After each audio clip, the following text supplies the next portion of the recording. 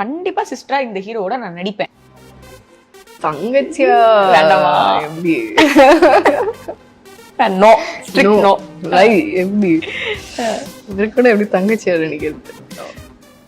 எப்படி அஜித் சார் கூட தங்கச்சியா நடிக்கணும், வேற நடிக்கணும், தங்கச்சி. ஒரு தடவை மீட் பண்ணியிருக்கேன் ராமோஜி ஃபிலிம் சிட்டியில். நான் அனாத்த ஷூட் டைமில் தான் சார் வந்து எந்த ஷூட்டிங் வேறு ஏதோ படத்துக்கு ஷூட் பண்ணிட்டு இருந்தாங்க.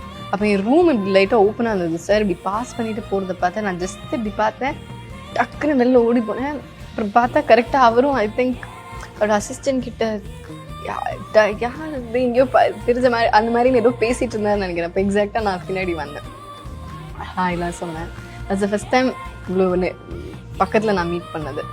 ஹாய் சொன்னேன், எப்படி இருக்கீங்க எல்லாம் கேட்டாங்க. ஸோ ஐ திங்க் ஷாலினி மேம்லாம் அம்மா கூட நிறைய நடிச்சிருக்காங்க அண்ட் அப்பாவை தெரியும் எங்களுக்கு. ஸோ அந்த மாதிரி அந்த ஷாலினி மேமோட ஒரு சின்ன ஒரு ரிலேஷன் அப்போ முந்தைய அம்மா கூட இருந்துச்சு. ஸோ அந்த மாதிரி தெரியும்.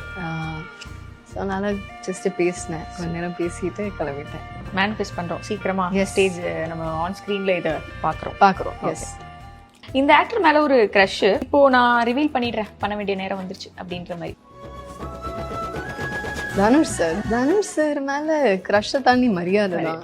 நான் அப்பதே சொன்னேன்ல, பேசினேன்ல. So more respect for his achievements. And இன்னைக்கு வந்து அவர் ஒரு director and he's a director, he's a producer, he's an actor, he's an international actor, so more of an icon. இந்த ஹீரோ கூட நடிக்கணும்னா கதையெல்லாம் பிரச்சனை இல்லை, கதை கேட்காமே நடிச்சிருவேன். பார்த்துலாமா? சொல்லுங்க, தேவையா கதையெல்லாம் தேவையா வைங்க அப்படின்ற மாதிரி. ரீசெண்டாக போக்கிரி அது வந்து அது நான் விஜய் சார்ட்ட ஒரு தடவை சொன்ன போது உடனே அவர் என்கிட்ட கேட்டாரு. நான் சொன்னேன், நான் வந்து ஒரு ஃபேன் அப்படிங்கிற அந்த ஒரு இதில் நான் சொன்னேன். உடனே அவர் வந்து இப்போ எதுக்கு உன்னோட ஸ்கூல் கதையெல்லாம் சொல்லிட்டு இருக்கேன் என்கிட்ட அப்படின்னாரு. ஐயோ சார், நான் அப்படி சொல்லல சார் அப்படின்னு சொன்னேன். ஸோ இப்போ ரீசெண்டாக ஐ திங்க் சார் ட்ரிவாண்ட்ரம் போயிருந்தாரு ஷூட்டுக்கு போட்டோடு தான் நினைக்கிறேன். அப்போ ஐ திங்க் நீங்க வீடியோலாம் பார்த்துருப்பீங்க, பயங்கர க்ரௌட் எல்லாம் ஏர்போர்ட்ல. அண்ட் அந்த சேம் ஹோட்டல்ல தான் ஐ திங்க் தங்கி இருந்தாருன்னு நினைக்கிறேன். அந்த சேம் ஹோட்டல். ஏன்னா என்னோட வீடு அந்த ஹோட்டலுக்கு அப்படியே பின்னாடி ஆப்போசிட் தான். ஸோ அங்கிருந்து பார்க்க முடியும்.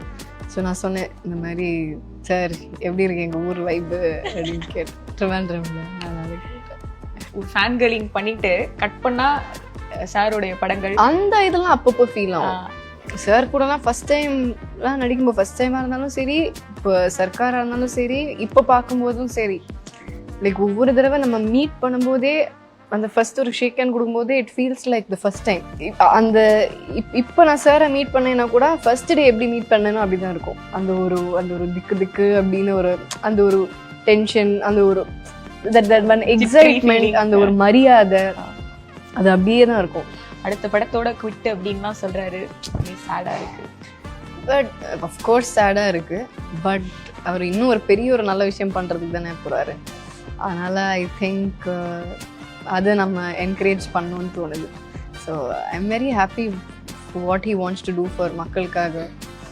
அண்ட் இவ்வளோ ஒரு டாப் இதில் இருக்கும்போது அவர் எல்லாத்தையும் சாக்ரிஃபைஸ் பண்ணிட்டு மக்களுக்காகன்னு ஒன்று பண்ண போறாருல.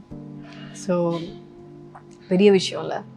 ஸோ எத்தனை பேர் அந்த மாதிரி பண்ணுவாங்கன்னு தெரியல. ஸோ அவர் அது பண்ணுறாருன்னா அது ரொம்ப பெரிய விஷயம்.